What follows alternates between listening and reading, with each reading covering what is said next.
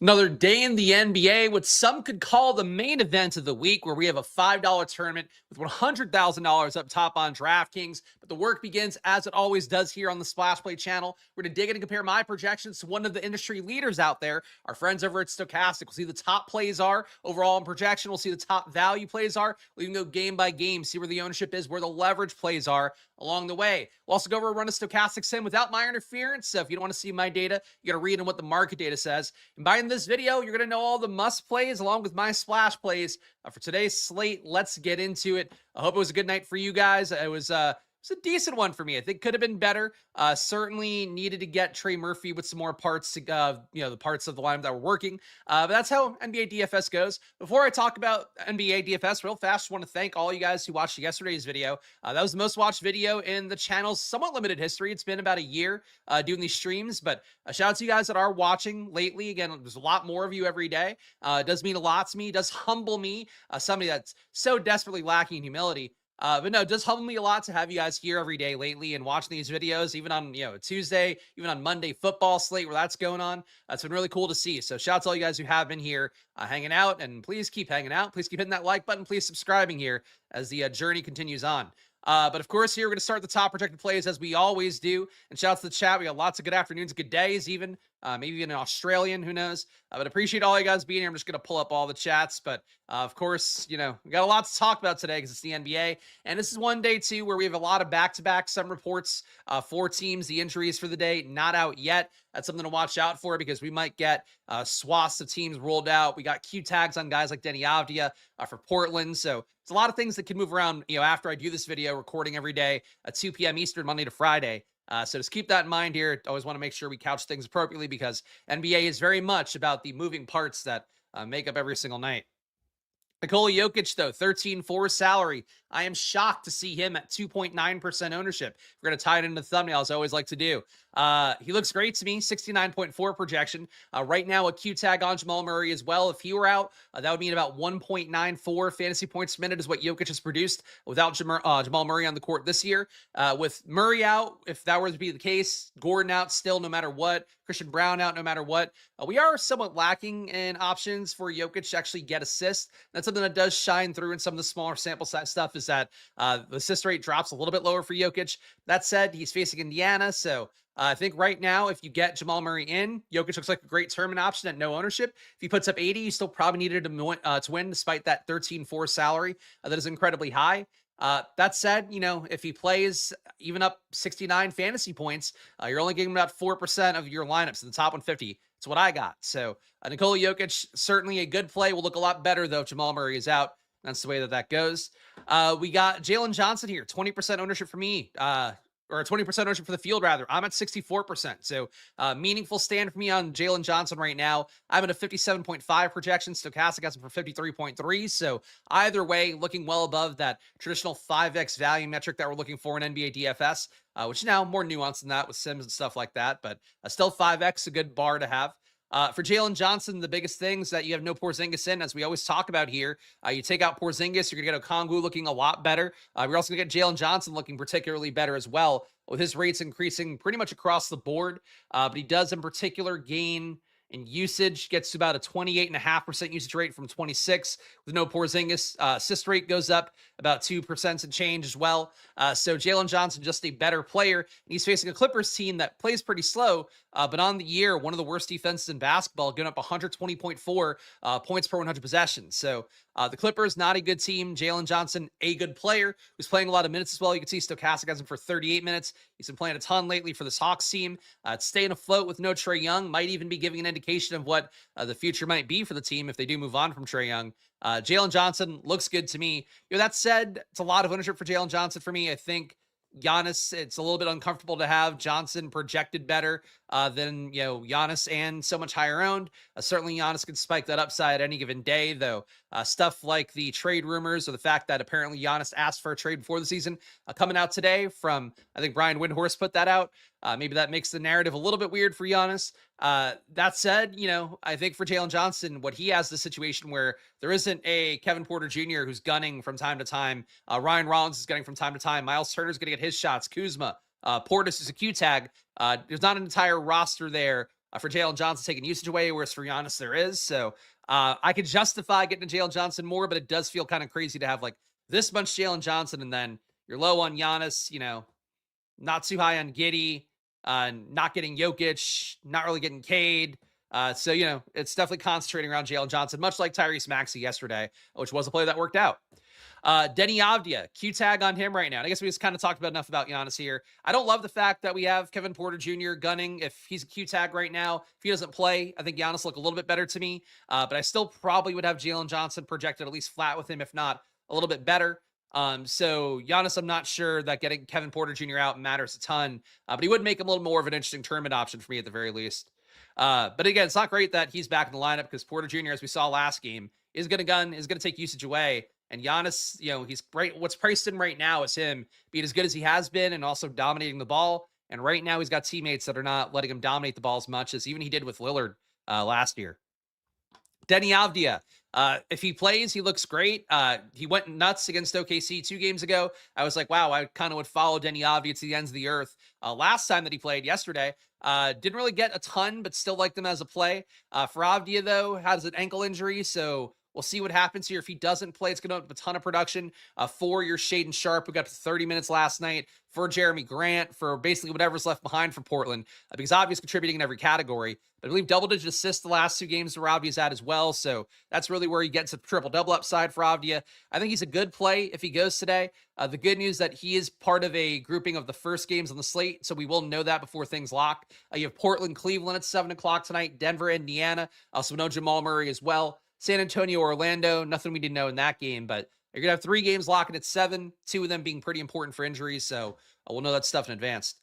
Great content, Spags. I appreciate the kind words. And again, I appreciate all you guys watching here, and make sure to check out Stokastic. They do, give me the graciousness here to show their data on stream, but it does update as the day goes on. It is, of course, your professional caliber market data that's helping people win money every single night. So do click the link down below. Stokastic, 15% off. Promo code SPLASH if you want to use that as well over at Stokastic. But all the cheap stuff, all the expensive stuff, it's all 15% off. Any sport as well, not just NBA. But please do check it out because half the money you pay to them comes to me, and it's a big way I'm able to do what I do is you guys clicking that link and supporting that way and getting yourself great tools and data, which is an important part of the process as well. Josh Giddey, we got at 9,800. No Kobe White today. No Kevin Huerter. Unfortunately for Giddey, not a big enough rate increase for me to get there. There are a few more Q-tag bulls. Think that would make Giddey come up a little bit more. But Giddey, without these bulls missing today, averaging 1.42 fantasy points per minute. And actually, no, it's just Kobe White off. I don't think I took Kevin Huerter off of this because the rates looked a little bit better with Kevin Huerter still on. That said, that's 2 decent usage guys out of the lineup. So the ceiling is definitely a little bit higher for Josh Giddey, but only 7% for the field. I'm getting him at 7.3. Does seem like Avdi a little bit cheaper, more of a priority. Certainly Jalen Johnson, more expensive, more a priority as well. Karl-Anthony Towns getting him at 17% in my top 150, Fields at 11. You got no Mitchell Robinson today. That does help out the production for Towns, more rebounds to go around, but also, maybe locks in a few more minutes for him in certain situations. For Towns, I think the biggest things here that he's power forward center. That helps a little bit. You don't have to give up that center spot, even though there's not really any great values. We don't have a Bagley Vucevic kind of situation today. You really have no good value right now. So we need some injuries, I think, to open that up a little bit more. But Towns playing Charlotte, certainly a matchup that we're not afraid of anything there. Charlotte really soft from 3. Towns can get going there for sure. Giving up 40% shooting from 3 is Charlotte. It's really bad.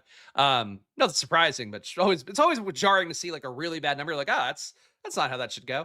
But Towns, good matchup here. Certainly always has the explosive ceiling. Not going to be super owned. So especially too with Jalen Johnson at 10-1, Towns at 9,300. I think the range of outcomes for Towns is not dissimilar, even though Jalen Johnson does project for me about 9 points better. So Towns still a decent play here, and I'm sure I'll get some. Cade Cunningham, 2.5% for me, or for the field rather. I'm at 0. Cade Cunningham, always a guy I'm low on. Jalen Duren is going to be a guy I'm a little bit higher on. I think we'll see that in a minute when we sort by value. But Cade, always able to shoot himself into a game. He's got all the usage available to him, basically. But, 10-6, not really the price tag I'm looking to pay. We could do Jalen Johnson at 10-1 and about 10 fantasy point difference for me, which I fully admit is like probably a little bit high. You see for Stokastic, it's 3 points higher for Jalen Johnson than Cade Cunningham. So I'm definitely above market on Jalen Johnson relative to Cade Cunningham. But certainly Cade, 2.5% owned. You know what he could do in terms of spiking a tournament ceiling at no ownership, even though the projection's not really there. Donovan Mitchell, I'm low on here. You're getting Garland back in. That doesn't help. Still no Jared Allen. For Donovan Mitchell at 9,500, certainly can always win you a tournament, much like Tyrese Maxey, who yesterday was mega chalk. But a lot of slates, you'll have those two guys in particular, like 3 to 10% owned, and they don't look like fantastic projection plays, but, at least relative to like some other chalky play of the day. And they just get where they need to go. Donovan Mitchell, 9,500. Wouldn't critique you playing him, especially at shooting guard. There's nobody else you could pay up for there. So it is sort of a different lineup construction to put him in there and have him hopefully beat out, much shittier shooting guards theoretically.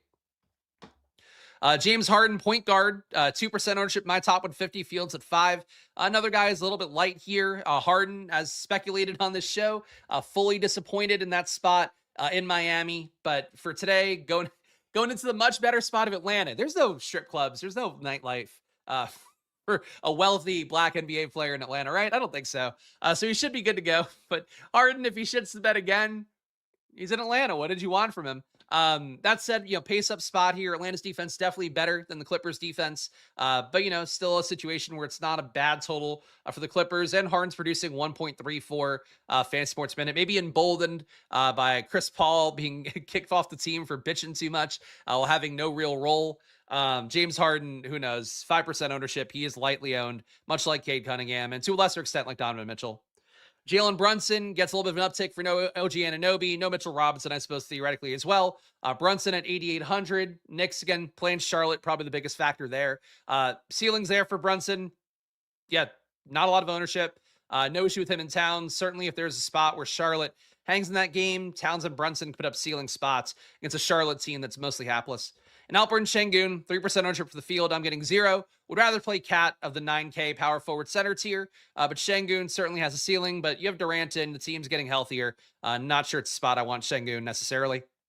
We're going to sort by value here, guys. Of course, before we get to this portion of things, got to make sure to ask you guys, so please hit that like button, please subscribe. But we really got a lot of momentum going on this channel. I was doing some quick math going through. So yesterday I had more views than Roto Grinders on the video, which is like crazy to me. As somebody that started in DFS when I was at Barstool, I used to talk about Roto Grinders articles and stuff with my friend K Marco, who would also play some NBA DFS. So it's pretty crazy to me to be in that kind of spot right now, but I do want to keep it going here. I want to keep building as much as I can. I'm doing the same work, same process here every Monday to Friday at 2 p.m. Eastern. So please hit the like button, please subscribe, and do support the show here. You could join the channel for $5 on the supporter tier, the Splashlight family tier, to get access to the Discord. You can also get my projections on one of the Squirt Squad tiers, the same screens I show you, or my exportable projections. But check it out here. I update throughout the night. My projections are not too far off market generally. I do give you a little bit more of unique wrinkles, and certainly you want to cut them against what you're seeing here with Stokastic.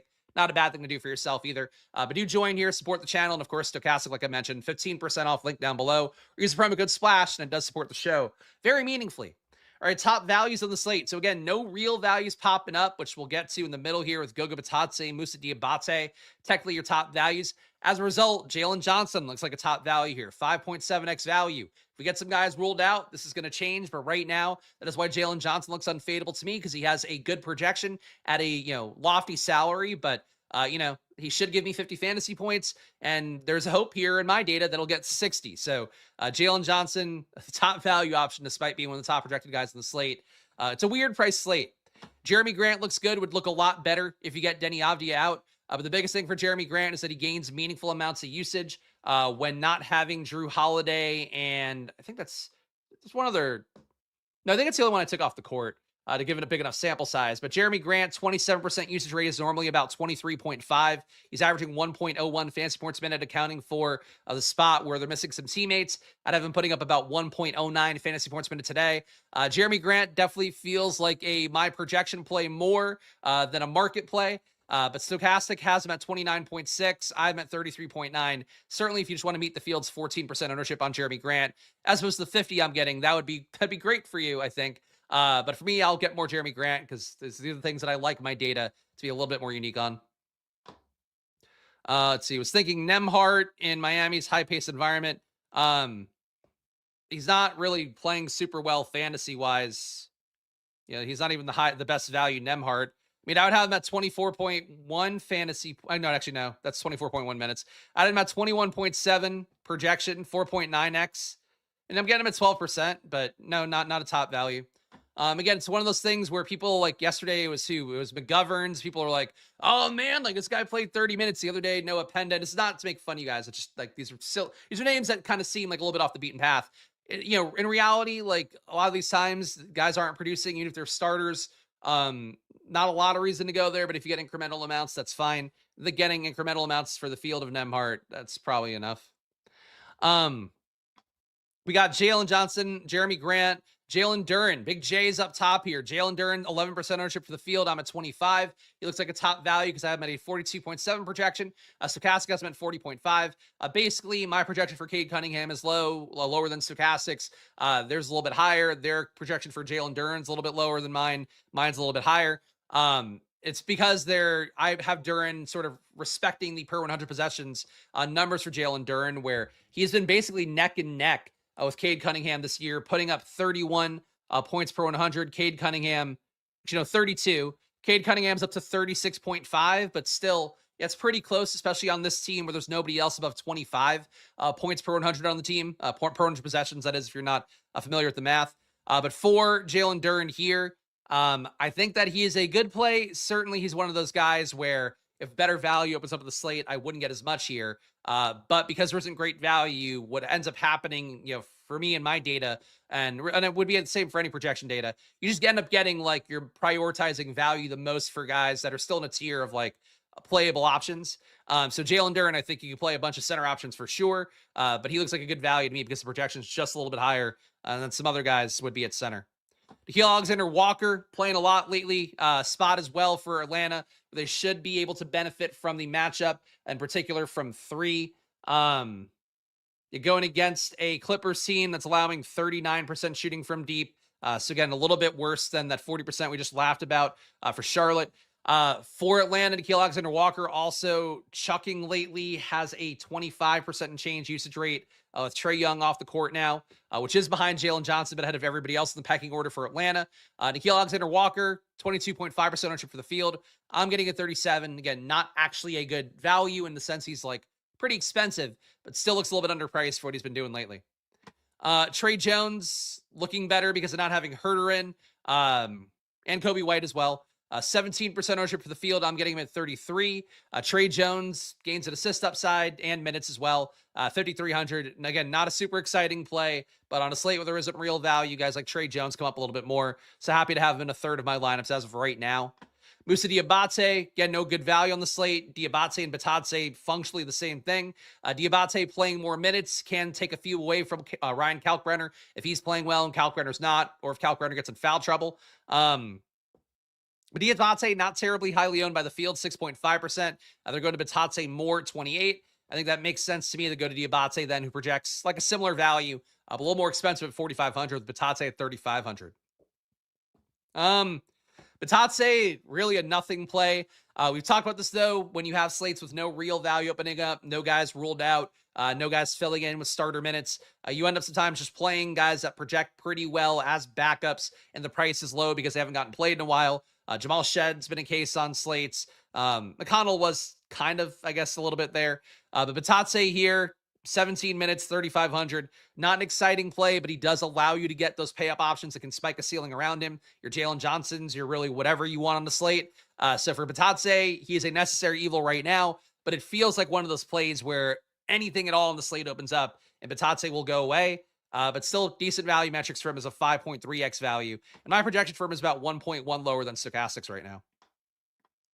Nikola Jokic, a top value at 13.4. You know the deal at this point. If he hits the ceiling, you need him. And he is priced pretty well for a guy that is missing multiple teammates and is consolidating all the fantasy production. And he's playing a shitty Indiana team as well.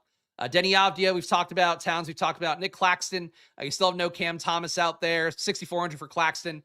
The spot for Brooklyn today, not a bad total with 112.5 implied points going against Chicago, who is a not great defense and a substantial pace-up spot. Yeah, I have no issue with Claxton. I think he's just coming up for the matchup, but 23% ownership for the field. I'm getting 25. Thank you for the kind words, Squeak Diesel. Spags is the man. I appreciate that a bunch here. Again, we're just doing the work together here as a community. Even though I'm the one talking, ultimately, I appreciate all you guys who are here live with me. I feel like we're in this together, and that's all it ever is, gambling-wise. let's go game by game here. And again, hit that like button, subscribe, guys. I just have to keep, I feel like I'm a radio host that hits it every break. But it's important here to make sure to keep finding the YouTube algorithm. So please do hit the like button, subscribe, join the channel, check out Stokastic. You guys know the deal. All right, Portland, 114 implied points. Cleveland, 125.5. Back-to-back for Portland, not great. Shaedon Sharpe played 30 minutes yesterday. Stokastic has him for 25 on the back-to-back. As people in the chat astutely pointed out, Shaedon Sharpe in Canada did push the usage up a little bit higher in that game, played one of his better offensive games as a guy that's been chucking this year but not shooting super well. Sharpe, though, on a back-to-back, playing off the bench. Not sure what we're going to get out of him today. So the 25 minutes feels a little bit light. He definitely could play 30 again. But, it's only his, I think, third game back from injury. So they might be a little bit hesitant to run him out too much on the back-to-back. But really the biggest thing right now, Avdia in, looks like a good play. If Avdia's out, I think Sharpe will look viable, especially if he were to be named a starter. Jeremy Grant would look good. Comra would look even better. He looks decent as it is. Caleb Love would come into play at 4K. There's a lot of stuff to watch out for right now for Portland if Avdia's in or out. So not enough to know right now, but I think as it is, Jeremy Grant looks like a good play. Avdia, nice tournament option. Comra being with the field on it looks good. Caleb Love, probably the same thing. We'll get there when we get to Denver, but I appreciate you asking. Super sticker. Thank you for the super sticker. I wish I can't see what it is on StreamYard, but I hope it was something adorable. I don't know. I don't know if they are adorable generally, but I appreciate the sentiment. Squeak Diesel, thank you for the support. Cleveland here. We got 125.5, one of the best totals on the slate today. Actually, might be the best. Whatever, it doesn't matter. For Cleveland here, though, you're getting this team closer to full health with Garland back in. Jalen Tyson, 50-point game last time out. He basically stole all the rebounds that would have gone to Jared Allen or if he were in, or Evan Mobley last game. So that ended up being kind of a weird run out for Mobley where he really failed miserably relative to projections. That said, Mobley's putting up 1.2 fantasy points per on the year. Mitchell is your key target here, but certainly none of these guys coming up meaningfully for me besides Darius Garland, who starting to look a little bit better, getting more assists. Definitely due to shoot better as well at 52.3% true shooting. If you watch the show, league average about 58% and change. So he's going to get closer to that league average at some point. But really, these guys, nothing too fun. First game on the slate. Don't really see a need to be here a lot. This Lonzo Ball amount, I presume, will go away as well. Denver, 122 implied points. So we'll get to Cordero's question now because it's the second game on the slate. So as it is currently, Jokic, definitely a nice tournament option with Denver's 122 implied points. Indiana, 113.5. Jamal Murray, going to be low owned, but not a super compelling play with that projection. Feels like he would need Jokic to be out at a 9K price tag. He certainly could beat that out for a ceiling, but on this size of a slate, I don't really see a reason to play Jamal Murray. Peyton Watson, I've played a lot in slates lately. Don't mind him at 5,900. Gains some usage and some rebounding. Cameron Johnson playing a ton of minutes lately for Denver. Does feel like any day now, if he starts to shoot, things would look better, but he's not playing like himself, especially the Brooklyn version of himself that got a lot of shots up. I don't even think he's really playing like the Phoenix version of himself, but he is shooting well, 60% true shooting. He just needs to shoot more and do a little bit more, not rebounding, not shooting, not assisting. So it's weird. Like I would have thought he would be with Gordon out, with, Brown obviously still out. Would have thought there'd be a shot for him to like get involved more. Maybe Jamal Murray being out is the answer. But like, he's just not shooting. He's out there a ton. He's not shooting. Bruce Brown, would he look like a play if we got, Jamal Murray out? He would look a little bit better, but he's playing terribly to start the year. 0.68 fantasy points per minute. Can Jalen Pickett get back in the rotation? Maybe. Spencer Jones went nuts with scoring last game, but he's a low usage guy. But everybody would look incrementally better. To me, Jokic would be more of a priority play at 13-4. But I'm not sure. It would just come down to who starts. But Brown getting more minutes, Hardaway Jr., Spencer Jones getting more minutes. Outside shot of Pickett starting that game, but he's been bumped down the rotation, so I'm not sure about that. Weird because he was so involved last year. Now he's like not. Indiana, 113.5 implied points here. Siakam, Benedict Mathurin look unplayable to me at their price tags. Certainly a spot against Denver, whose defense is not that great, getting up 116.6 points per 100, but it is a pace down. Nembhard, price tag at 6,300, looks okay. He did get, I believe he had the most points of the team last game out, put up like 24 or something like that. Nembhard playing pretty well, 0.95 fantasy points a minute. Not a super exciting play, but the price tag works enough. Fields at 15, I'm at 13. Jay Huff starting lately, still at, never really guaranteed a lot of minutes. But if he does play well, he takes a few away from Isaiah Jackson. Tony Bradley just playing backup garbage time minutes at this point. So you could play Jay Huff if you want, but at 5,300, you're kind of priced out at this point. McConnell coming in here. He only played like 8 minutes last game, 6 minutes, somewhere in that range. Didn't play in the second half because they needed defense against Cleveland. I guess that could be the situation today if you had Jamal Murray going. Maybe McConnell doesn't really get the minutes because they don't they're getting their ass kicked or down, 10 plus points, and you need a defender out there, and that's not going to be TJ McConnell. But I would assume McConnell gets back to normal minutes here. Definitely odd to see him be defensively subbed out for Ben Shepherd though last game. San Antonio here. Let's see. ESPN had an interesting study about guys who switch teams starting slow. Cam Johnson, Bane, Miles Turner. Yeah, it's a part of it. I mean, basketball, I feel like usually tends to be less like football in terms of you have to learn a bit. Like, receivers, there was always a thing about them changing teams mid-season or even in the offseason. Like, they would have a slow ramp up to start. I've never bought that for basketball, but, with how usage works out, maybe you have to find your spot in the pecking order. It's possible. San Antonio, 114 implied points. We got no Wemby still, no Stephon Castle, so would be nice if something popped up here, but at this point, they're all kind of priced for the situation. Keldon Johnson, a little bit cheap at 5,300, playing 25 minutes on a slate with no value, getting those mid-tier guys who could spike a ceiling kind of happens naturally. Harrison Barnes, who I talked about last show, and I did not play as much as I thought I was going to get initially. He went for 50 fantasy points for San Antonio, so that's fucking crazy. But he has had a real ceiling because of not having, some of the higher usage guys, Wemby and Castle out there. So Barnes, playable. But Fox can always put up a random 60-point day. Do you have to have him? No, but at 8,900, he's a little bit cheaper than some slates he's had lately. Orlando, still no Banchero, but also they are definitely priced for this already. Anthony Black coming up a little bit, but you have Suggs in, so not really a spot for that. Suggs at this point, pretty expensive at 7,200. He's been a guy I've been getting at a cheaper price tags. Now I think we're out of that range. Batatse is a value option at 3,500. We talked about already. He stands out because there's no value on the slate. But really, good total for Orlando. Projection-wise, though, pretty far away on everybody here. So certainly, not a lot of ownership, but I think that's for a reason. Clippers, 111.5 implied points with Kawhi, Harden, Zubac in. They all seem more than appropriately priced at this point. Again, Harden in Atlanta after being in South Beach and putting up a dud. But maybe some dead cat bounce here from being reviled in the media for getting rid of Chris Paul. That's really the only thing I could spin up here. But projection-wise, these guys aren't coming up a lot.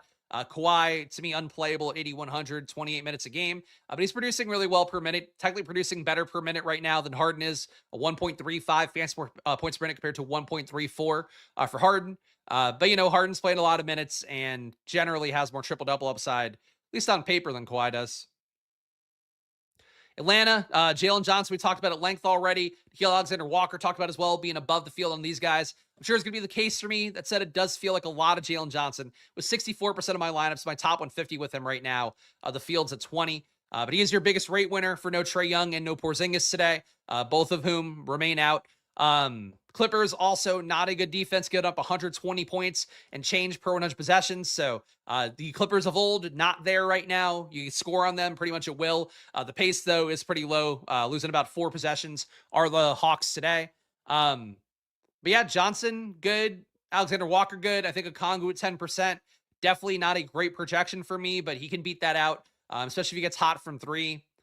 So really Atlanta, I think an appealing team here. And, maybe gets a little bit underplayed because people still fear that Clippers matchup, even though the Clippers are currently looking more like the worst team in the NBA than the top defense they've been historically. Charlotte, 113.5 implied points. No Brandon Miller, no Trey Mann. Con Knipple getting a little bit above the field here. He's your biggest rate winner with Brandon Miller off the court. LaMelo Ball's minutes have not increased. I don't know what the deal is, if it's because of the keeping him healthy for trade stuff or just slow rolling him in the hopes that they don't have reoccurring injuries like he's had for most of his career. Some of that's been tanking too, so I don't know how accurate that is. Colin Sexton, barely a play, but I'm getting him at 7%, Fields at 6. Diabate is a value because we have no value. Kalkbrenner is a value because we have no value. Those guys are fine, but not a super compelling spot. You're just getting these guys because they're decent projection plays on a slate in which there are not a lot. New York, 122 implied points. No Mitchell Robinson. You do have Cat coming in a little bit higher for me, 48.4 fantasy points, Stokastic 47.1. So we're back to the glory days of last year. I would get Cat on every slate. Jalen Brunson, 16% sim exposure for me. Fields at 12, so I'm up on him. I'm even getting Bridges today, which is, you guys know if you watch these shows, never happens, but Bridges looking pretty good with a nice total and a good matchup going against Charlotte. Josh Hart, been a priority play for me, including yesterday. Kind of disappointed, but he still wasn't bad yesterday. He's not coming up today as much as 7,900. But these guys are expensive. Would definitely rather play Cat and Brunson, but I'm getting Bridges here. People seem to like to play McBride. I don't really see the upside there when you have everybody healthy. He's playing only at a 0.76 fantasy point per minute pace, but if he could get going, I suppose he could knock down some shots for Charlotte. So if you're a McBride stan, that could be it.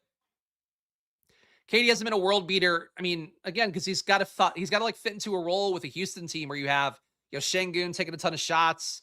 You have like a lot of guys that define roles there. I just think that's acclimation. The team learning when they're deferring to certain guys, when they're not. And for guys like Durant too, it's him learning how to defer more to a guy like Şengün. And some of the other guys like Amin Thompson, he's got to give a certain amount of possessions up to as well. Even Jabari Smith, they always try to get going. So I think it's less just like, the new team thing as much as it is like just how you fit into a different basketball situation and how that affects the math. All right, Portland, 112.5 implied points. Excuse me, I have an ice cube in my mouth. Chicago, 120 implied points here. Happy to take any Nets going against Chicago, who is a pace-up spot for the Nets by a good amount and not a good defense. Give up 118 points per 100 possessions. Porter Jr. at 15% in my top 150. Fields at 8.5. I know my good friend Josh Engelman seemed to like him on the strategy show this morning as well for Stokastic. And I will be on live before lock today, by the way, as well, filling in for my pal Eric Lindquist. So join me on there at 6 p.m. Eastern if you want to get my my last-minute takes as things certainly are going to shift around the next few hours. But Claxton above the field. Porter Jr. above the field. Happy to do that. Igor Dioman, I'm above the field on, getting 20%. Fields at 16. Brooklyn looking like a good team to me with the matchup. Even Day'Ron Sharp, your pivot point to Goga Batadze, if no better value opens up. Sharp, I'm getting 20%. Fields at 17. So definitely some playable pieces for Brooklyn today, which, I've always liked Porter Jr., but Claxton looks the best, I think, relative to the ownership. Relative to how much ownership is going there, I guess is a better way to say that.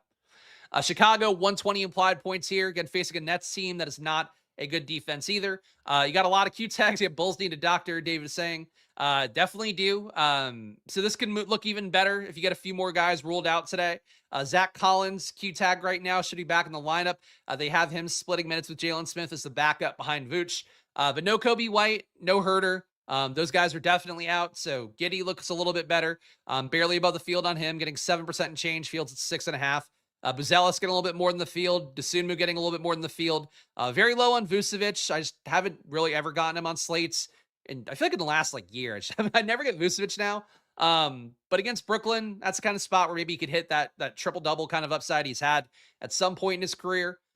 Trey Jones and Dosunmu, though, seem to be the biggest winners from not having Herter and not having Kobe White as well. Sacramento, I never get anybody on this team, and that continues to be the case here, facing a Houston defense that should just kick their ass. No Sabonis still, but you had nothing coming up at all. No, the field's not here at all. Nobody above 1% ownership. They are a bad real life team and a bad fantasy team, which is like the worst combo in basketball. But Sacramento, just a dumpster fire. It's going to get better at some point, but they should be cheaper. They're the worst team in basketball, I think. Even worse than the Wizards. The Wizards at least have moments of genius. Sacramento is just failure after failure after failure. Houston on their side, they are playing one of the worst teams in basketball, who is technically a pace up, and a team getting up about 120.5 points per 100 possessions. Not getting much here, though. Reed Shepherd, a guy who's always projected well for me. This feels like the kind of spot he could beat up on them a little bit. First unit, second unit. Hopefully close the game out as well. Jabari Smith, maybe a spot where he gets a few more threes up, so I'm going to justify my 5% ownership. The field's higher at 8, though. Aaron Holiday coming in a little bit. Maybe they need his defense against the guard-heavy Sacramento team. Whatever. There's no value. It's probably the reason you're getting Aaron Holiday. Not very fun for Houston. Şengün certainly has a ceiling in this kind of spot. Amin Thompson, same thing as well at 8,100. If there's a situation where he could get an impossible amount of takeaways, might be against a Sacramento team that's barely trying. Detroit, 117.5 implied points. Milwaukee, 113. Jalen Duren's my big stand here, getting 25% of my top 150 fields at 11. He just looks like a little bit underpriced play to me with how he's played this year, putting up 1.33 fantasy points per minute. Tobias Harris, a little bit cheap as well at 5,100, makes lineups work. My projection's at 26.2. Stokastic has about 24.5. I am not a Tobias Harris guy, but if he makes a lineup, what are we going to do about it? That's really it. I think Jalen Duren, the biggest stand here. Tobias Harris, I could not get him, and I would not really care about it. Kevin Porter Jr., you could chase it if you want. He's shooting unsustainably well to start the year. Definitely is a chucker still, but does have lower usage on the year than Ryan Rollins. But I think really having Porter Jr. in, if he plays, he's a Q tag right now, makes Rollins look unplayable. He's already unplayable because of the price up he had with Giannis out, but like really unplayable, makes Giannis a little bit less playable. But if you get Porter Jr. out, Giannis back in play, if Portis is out, Miles Turner, Kuzma look a little bit better. Something might come up if you get both those guys out. What's Juana Mann's FPPM fatty penis per minute? No, Juana Mann would probably crush, though, I would presume, fantasy-wise, playing against WNBA players. But I never watched the movie. I just know it from the trailer and pop culture. So I can't really tell you. I feel like Juana Mann, from the little bit I know, was like more of a rebounder. So probably decent fantasy points per minute, but was he getting usage? I mean, was she getting usage? I don't know. I can't answer those questions for you. Airbud, though, probably killed it. Miami, 123.5 implied points. Also, with Flubber, killed it. 123.5 implied points for Miami here. Going against a Dallas team that is a pace down, even though they do play pretty fast and does play a little bit better defense than I think they get credit for. So Nico Harrison lives on through the Dallas Mavericks defense. That said, I really don't see a lot for Miami. Getting Davion Mitchell, my boy, at 12% here. He's not really my boy when everybody's active, but he's 5,100, and that price tag seems to be an important one for me here to open up the players that we actually want to pay up for. But yeah, I'm low out of Bayou, getting 10% and change ownership there. Wiggins, same thing.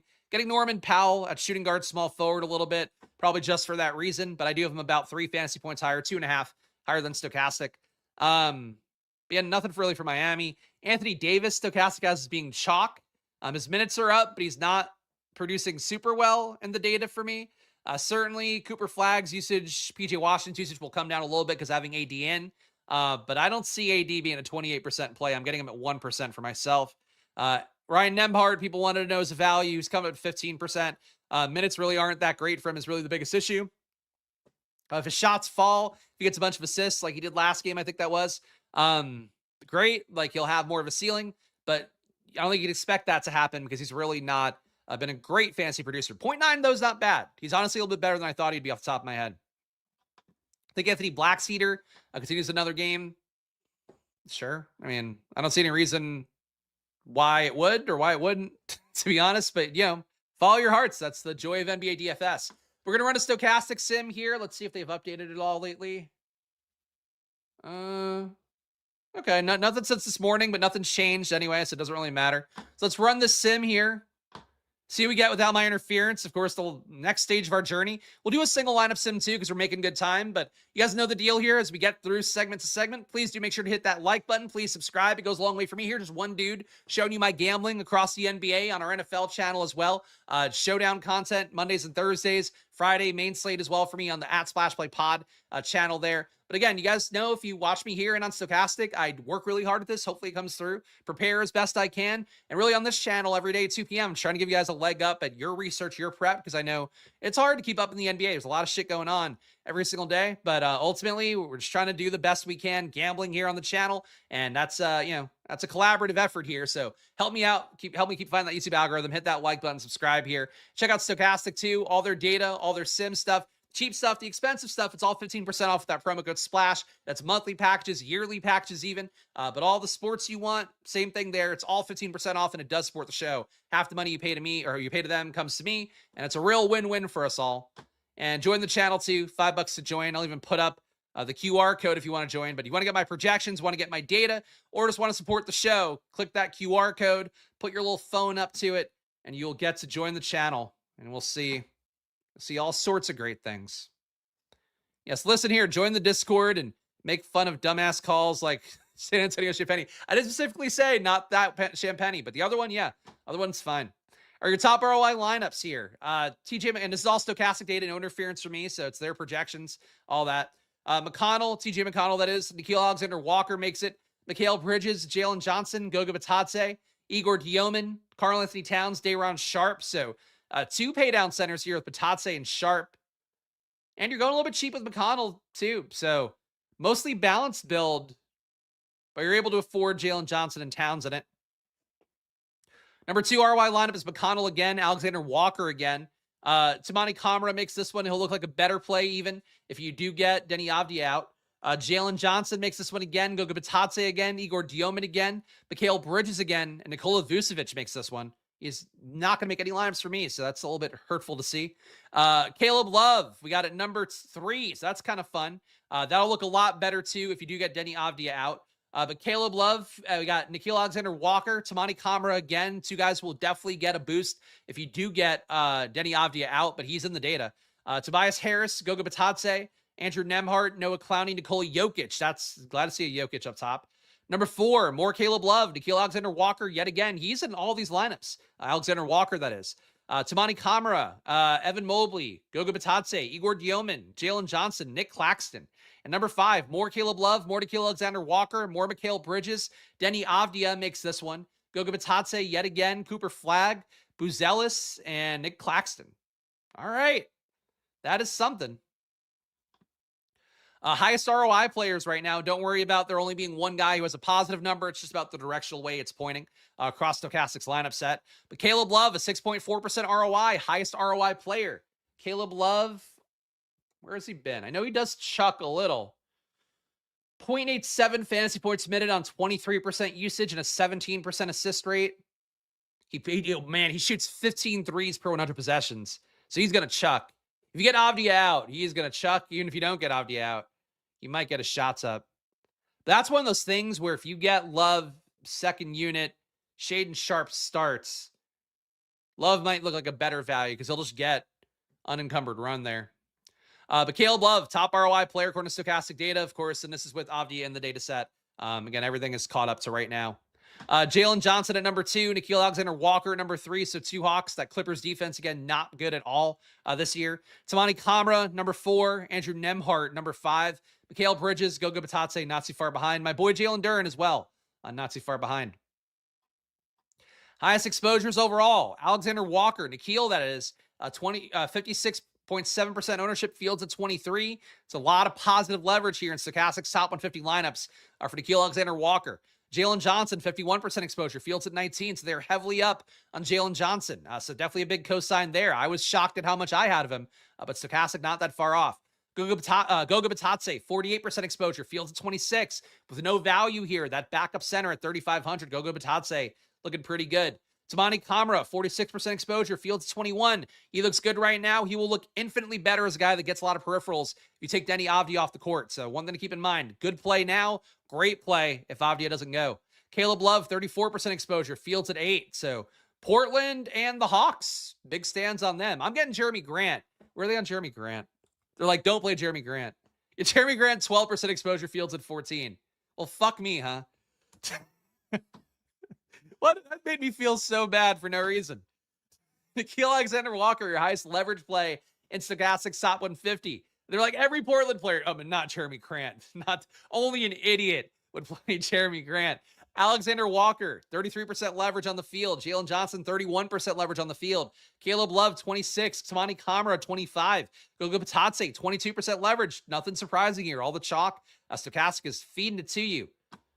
Mouth first. And negative leverage play. Sorry, Ryan Nembhard fans. Negative 11% leverage on Nembhard. Only 4% exposure across Stokastic's top 150. Fields at 15. Aaron Holiday, you're barely playing him at all. Negative 8% exposure there. Onyeka Okongwu, negative 7% leverage. Only 4% exposure. Fields at 11.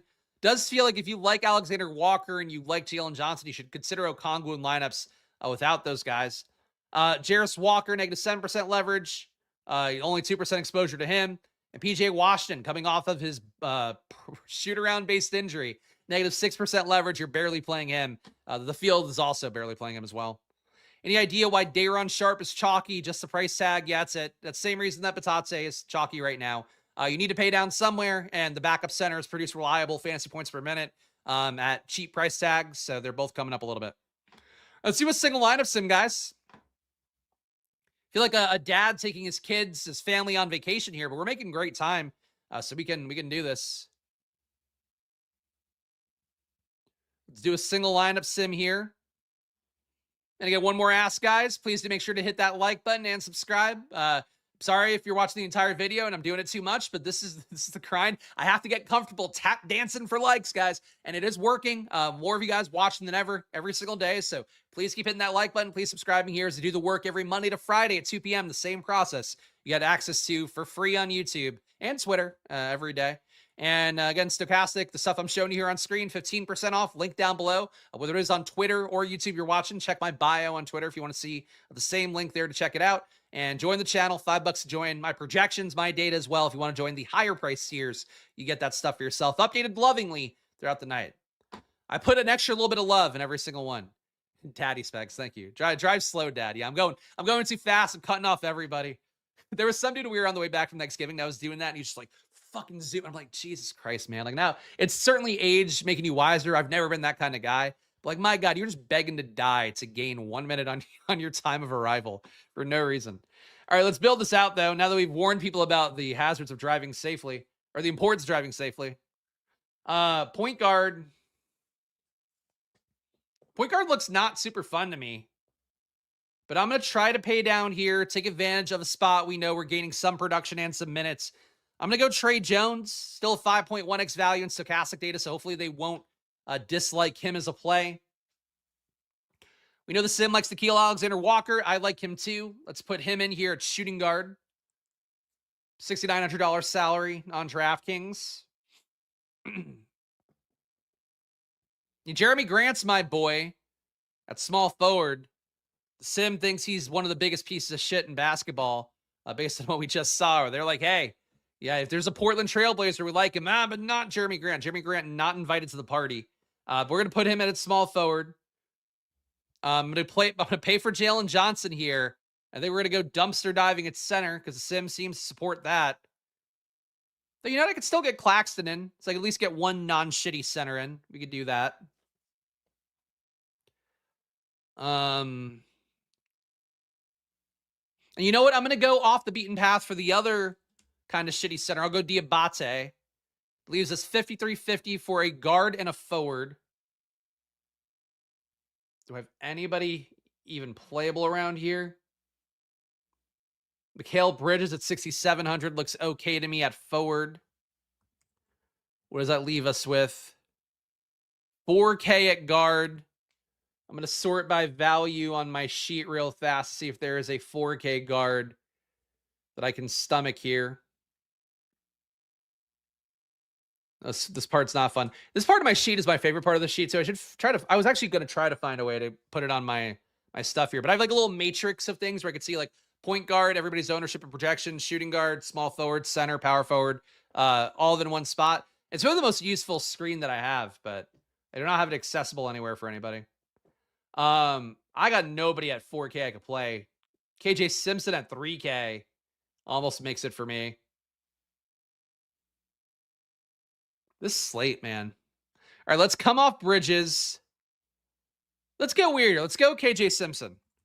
KJ Simpson guard. Also, 400 live viewers. Jesus Christ. Shout out to all you guys watching. That's a big number. Appreciate all you guys being here. 7,700 left for one more forward spot. And it's all awful. So if I play KJ Simpson, I get nothing for it. This must be why they just go, all right, you know what? Sorry, guys. There's a lot of pivots. Let's go Batatse. We'll just go the obvious play here at utility. I am going to stick with KJ Simpson at guard and see what that gives me. Do I save enough money here to get somebody good at forward? Evan Mobley. Oh, this isn't bad. It sucks to have to play KJ Simpson. That much I'll give you guys. Because he's barely in the rotation, but he'll play some Trey Man minutes. That'll look okay. All right, 21% ROI. So the team here, we got Trey Jones, Nickeil Alexander-Walker, Jeremy Grant, Jalen Johnson, Nick Claxton, KJ Simpson, Evan Mobley, Goga Batatse. Caleb Love at 4K would have been okay. Let's take a quick look at that because yeah, we're still under 50 minutes. I've made good time today. Again, I am literally the most cliche dad in the world right now, but let's put Caleb Love in. And again, Caleb Love will look better if we get Denny Avdia out. See, then the issue is, yeah, we're still in the same thing where 7,700 sucks at forward. Like, play Keegan Murray here? Let's see how it sims. Probably not well. But I'll take that positive ROI for KJ Simpson. Anyone besides Mobley, but that's why you play Mobley today. Because, like, he bombed last time out, and it was weird that Jalen Tyson grabbed double-digit rebounds. I don't think that happens again. So I like the Mobley lineup. I'm sticking on that. What about Javon Carter over Simpson at 3K? Sure. I mean, I don't think that would be... We could run it real fast. I'm not going to run a bunch here, but I'll give you that one. Javon Carter. Seems like his projection's a little bit lower. And then we put everybody's favorite Evan Mobley in. Gotta imagine the ROI is going to be similar. Probably a little bit lower. A 10% ROI. For the same lineup I had, Trey Jones, Alexander Walker, Jeremy Grant, Jalen Johnson, Nick Claxton, Javon Carter, Evan Mobley, Goga Batadze. There we go. That's fine. We had time to do an extra sim. But that's it, guys. I'm going to give you guys my splash plays for the day in one moment. Before I do that, though, one more ask. Please hit that like button. Please subscribe. Again, I'm just one person here. It may seem like there's a team behind me, but no, it's just me doing the YouTube thumbnails, doing all the data prep, clicking things here on screen. I work hard at this, and hopefully it shows. But I'm here every Monday to Friday at 2 p.m., so join along for the ride here. About 60% of you guys watching right now are not subscribed, so let's flip that. Let's get to a 60-40 going the other way like we have on the NFL channel. That's the goal. So hit that like button, subscribe. Come along for the journey here. Even if all you're going to do is fade me, I'm showing up every day, giving you the takes to fade at will as you see fit. Check out Stokastic too, 15% off promo code SPLASH. A link down in the description if you want to check out their Cheesecake Factory menu of options. You can also just go use the promo code over there, get whatever you want, weekly, monthly, cheap stuff, expensive stuff, all 15% off with that promo code SPLASH, and half the money you pay to them comes to me, and I love it when you do that. And join the Discord too. $5 to join as a supporter. You get VIP perks like getting access to the Discord. But also, if you want to pay a little bit more, get my data updated here. They are off market by a little bit, but I come about it here. You can see my process, play the same data on slates. And look, I think my projections will be working well for people. No projection out there for what it's worth is going to solve anything if you're not like playing well in NBA DFS. But having a different set of projections that still, have a credible reason to exist, I think adds value. So if you want to really go nuts, combine mine with Stokastics and then have some fun. Because that's what's fun, combining different projection sources for NBA DFS. Splash plays for the day. I think Jalen Johnson has to be one right now. Again, I would love to play Jokic. You see my face looking at Jokic's projection. He looks great to me. That said, Jalen Johnson, one of my top projected guys and a top value. He just looks underpriced for what the situation is with no Porzingis again. Still no Trae Young, obviously. Jeremy Grant, I will defend as a splash play here. If you get Avdia out, I think that'll become a more populist take, but it's odd to me that we're getting so many Trailblazers who aren't Jeremy Grant. And then Jeremy Grant, they're like, yeah, just be with the field on him. So Jeremy Grant, I like in my data, think he gains a good amount of usage. And certainly if you get Avdia out, I think everybody will be on that. Jalen Duren, I'll add on to it. Alexander Walker, Trey Jones, guys you saw in that lineup, all going to be obvious picks. Do you think Batadze and Diabate your best value right now? Hopefully something better opens up. Yeah, I'm up on Towns, Claxton. That's a lot of players, but I just kind of read who I'm going to be up on. That's my player pool, basically, guys. Always the thing that we try to say here, make sure to gamble responsibly, guys. Very important this time of year with NBA and NFL. And the holiday season, use your money for smart stuff like your family and things like that. But gamble responsibly. Only, play what you can lose kind of stuff. Even though it is always money time here. Follow me at Chris Spags. Follow this channel on YouTube at SplashPlayBets. On Twitter at SplashPlayPod, where you get my NBA and NFL content. Check that out. I will be on Stokastic at 6 p.m. Eastern, so check me out. The Live Before Lock show today, filling in for my good friend Eric Lindquist with my other good friend Greg Ehrenberg.